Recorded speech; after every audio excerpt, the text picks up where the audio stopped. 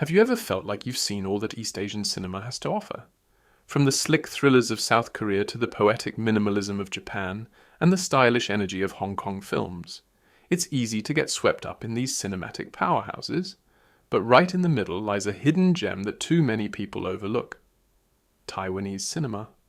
Quietly, yet profoundly, Taiwan has produced some of the most emotionally resonant, visually stunning, and philosophically rich films in world cinema.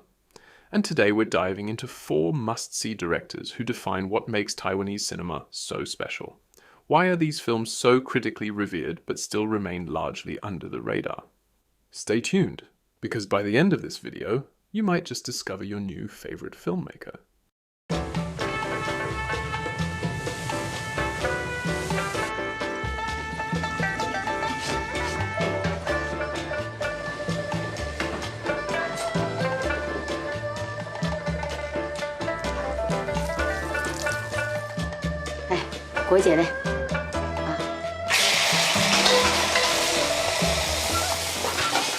When people hear Ang Lee, they usually think Crouching Tiger, Brokeback Mountain, or Life of Pi.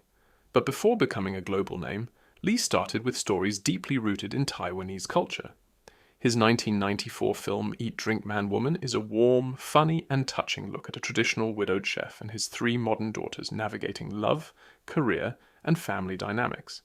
Every Sunday they sit around a table of intricately prepared food and reveal or hide their lives. This film is part of Lee's so-called Father Knows Best trilogy, including Pushing Hands, 1991, and The Wedding Banquet, 1993, all examining the tension between generations, East and West, tradition and change. Lee's ability to move between cultures, genres, and languages is unmatched, but his Taiwanese films reveal his most intimate storytelling. They explore identity, family, and emotional restraint with a quiet universality. If you want to see where one of the most versatile directors of our time found his voice, this is where to begin.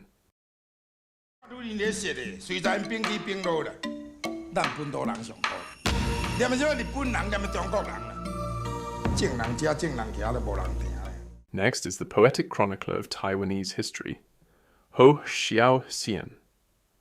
His 1989 masterpiece, A City of Sadness, is a landmark film, not just in Taiwan, but in global cinema. It was the first movie to address the White Terror period and the traumatic events of the February 28th incident. Told through the story of a family whose deaf-mute son witnesses the political turmoil of post-World War II Taiwan, the film is rich in historical resonance and quiet heartbreak. Hu's signature style is elliptical, observational, and deeply humanist. Rather than explain events directly, he invites you to witness them, almost like a ghost in the room.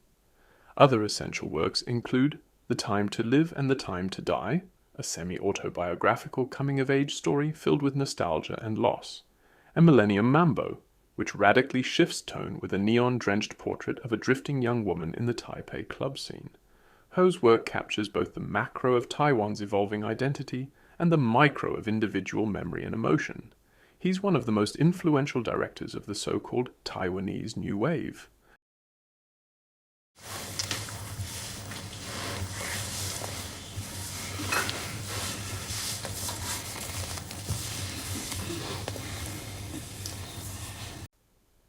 Let's begin with the master of silence and alienation, Tsai Ming-liang.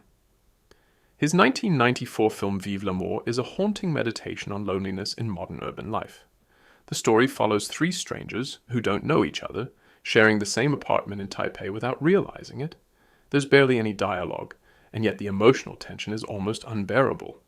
Tsai's visual style is austere but poetic, long takes, minimal camera movement, and moments of total stillness. It's cinema that demands patience, but rewards you with a deep existential impact. He's known for working repeatedly with actor Li Kang-sheng, his muse and alter ego of sorts. You can see this dynamic beautifully evolve in other key works like The River, 1997, about a young man suffering from unexplained neck pain, possibly spiritual in nature, and Stray Dogs, 2013, which follows a homeless father and his children in long, haunting images that border on fine art. Tsai's films aren't for everyone, but if you've ever felt adrift in a crowded city, you'll find your experience reflected here like nowhere else. Why? Are we afraid of the first time? Every day in life is a first time. Every morning is new. We never live the same day twice. We never afraid of getting up every morning. Why? And finally, we have the great Edward Yang, whose 2000 film Yi Yi, a 1 and a 2, is widely considered one of the best films of the 21st century. Yi Yi follows a middle-class Taipei family over the course of a year, through births, deaths, disappointments, and dreams. It's funny, tragic, and piercingly observant, told through the eyes of the father, the daughter, and especially the son, Yang, whose innocence and wisdom give the film its quiet soul. Yang's gift lies in depicting the ordinary as monumental. His work is layered with philosophical questions, existential nuance, and social critique. Earlier in Taipei's story, co-written with Hou Hsiao-Hsien, he portrays the disillusionment of a couple trapped between Taiwan's past and future. In A Brighter Summer Day, he captures the simmering tension of youth violence during the 1960s, based on a real murder case. It's an epic in every sense, spanning 4 hours but never wasting a moment. Edward Yang passed away in 2007, but his work remains timeless, profound, precise, and endlessly rewatchable. So why should you explore Taiwanese cinema? Because it offers stories that feel both incredibly specific and universally human. These 4 directors, Tsai Ming-liang, Ang Lee, Hou Hsiao-Hsien, and Edward Yang, each give us a different lens to see life through. Through silence, through food, through history, and through family. Their films don't scream for attention. But once you watch them, they linger in your mind and heart for days, even years.